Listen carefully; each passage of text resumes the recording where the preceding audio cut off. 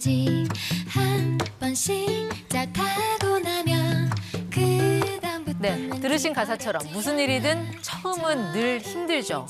부동산 경매가 그렇습니다. 경매로 나온 집은 어딘가 좀 찜찜하고 선뜻 손이 가질 않습니다. 자, 수년간 이어온 고금리 부담에 요즘 경매 시장에 물건이 쏟아져 나오고 있다고 하는데 자, 한번 도전을 해봐도 되는 건지 들어보겠습니다. 정민우 바른자산 주식회사 대표 함께하겠습니다. 대표님 어서 오세요. 네, 안녕하세요. 네. 대표님 경매 15년 차, 경매 달인이라고 하시던데 혹시 내 집 마련도 경매로 하셨어요? 네, 물론입니다. 시간이 좀 되긴 했는데요. 네. 2012년도였던 것을 기억을 해요.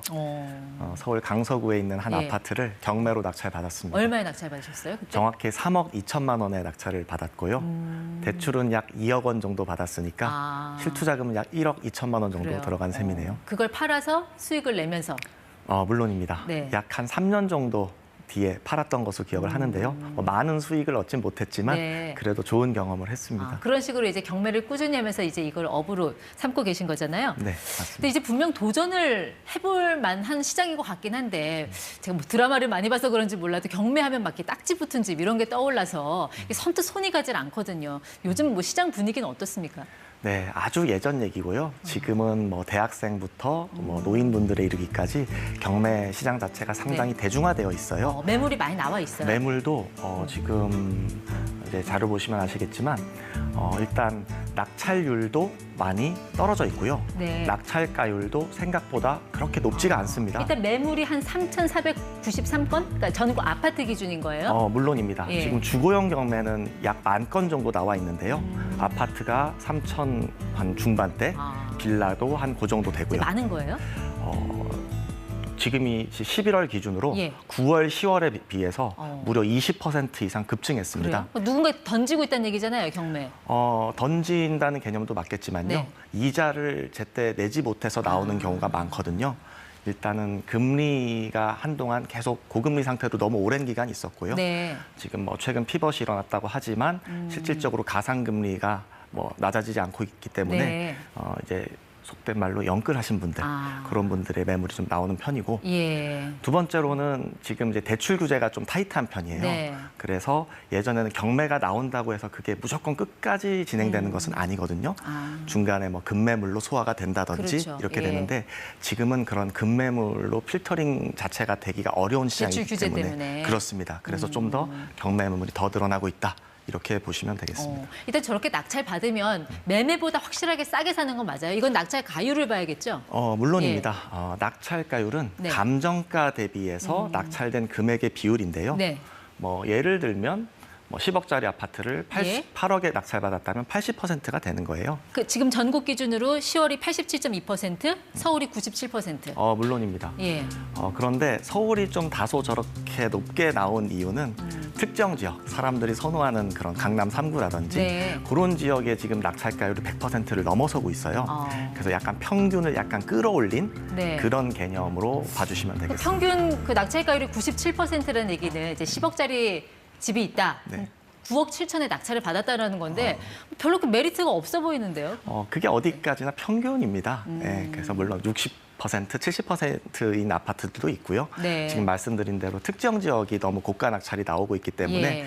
약간 그 이제 상향 평준화된 그런 퍼센티지라고 보시면 네. 되겠습니다. 저렇게 낙찰 가율이 점점 높아지고 있다는 거는 앞으로 집값이 오를 거다라는 전망이 반영됐다고 봐야 되나요? 보통 선행 지표라고 하잖아요, 경매 시장을.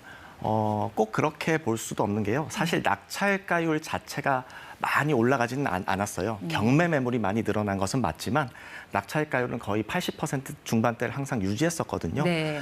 그래서 지금 시기에 어느 정도 내가 입찰을 해서 어느 네. 정도 내 집 마련을 하고자 하시는 분들이라면 저는 괜찮은 시기라고 봅니다. 네. 근데 부동산 경매하면 뭔가 좀 선수들만 하는 것 같고 뭐 심지어 학원도 있더라고요. 뭐 돈 주고 배울 정도로 이게 어렵나요?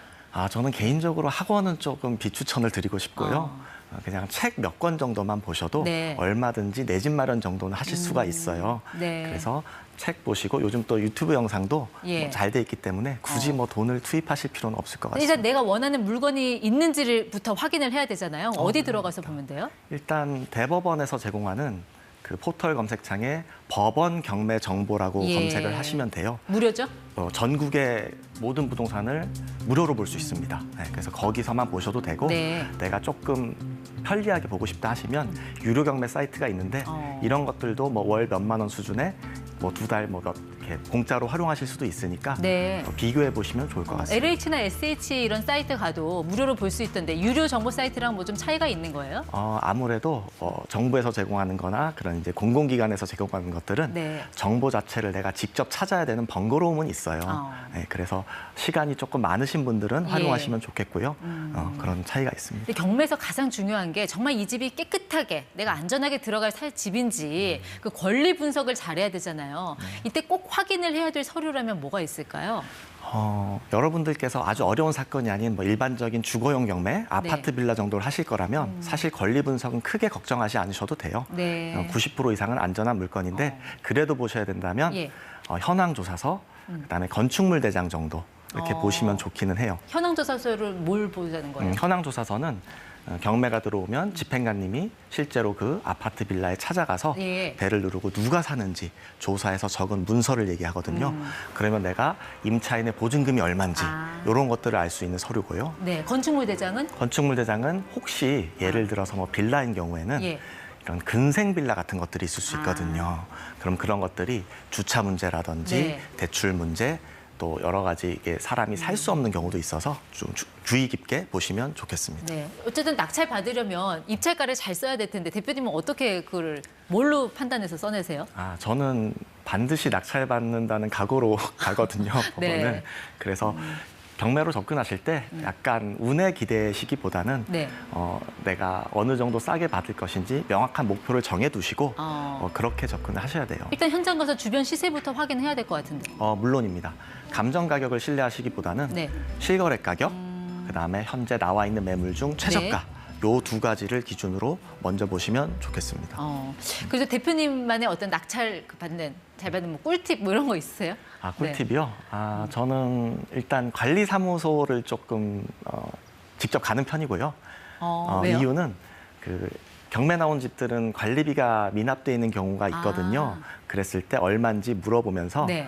몇 명 정도 문의가 왔었나요? 이렇게 물어보면 그 경쟁률을 보신다는 거군요. 물론입니다. 그렇게 해서 전화보다는 네. 찾아갔을 때 더 신뢰 있는 정보를 얻을 확률이 높거든요. 그렇게 알아보기도 그러니까 합니다. 사람들이 많이 전화하지 않는 경쟁률 낮은 그런 물건을 좀 하면은 훨씬 낙찰률이 높일 수 있다. 물론입니다. 그 말씀이신 것 같아요. 초보자들이 가장 많이 하는 실수는 뭡니까? 대표적인 게 예를 들어서 뭐 3억 1천만 원을 써야 되는데 네. 이제 떨려서 공을 하나 뒤에 더 붙이시는 경우가 있어요. 그런 실수를 해요? 어떤 그 한 국회의원님이 조사를 하셨는데 연간 그렇게 공을 하나 더 써서 몰수되는 보증금 규모가 500억에서 600억 원 규모라고 해요. 낙찰 포기 건수도 한 4천여 건인가 그렇더라고요. 그 영 하나 더 써놓으면 그거 물을 수는 없어요? 그거 아니었어요라고 나중에 수정 못해요? 안타깝게도 그렇게 네. 되면은 이게 2등, 3등부터 모든 게 다 꼬일 수 있게 돼서 어쩔 수 없이 잔금을 낼 수가 없게 되겠죠. 예. 잔금을 내지 못하면 처음에 냈던 입찰 보증금 10%는 이제 몰취당하게 됩니다. 네, 알겠습니다. 뭐 잘만 고르면 뭐 대박일 것 같긴 한데 어쨌든 손품 발품 팔고 공부해야 되는 어렵고 복잡한 시장이다라는 거 잘 들었습니다. 정민우 대표 함께했습니다. 고맙습니다. 네, 감사합니다.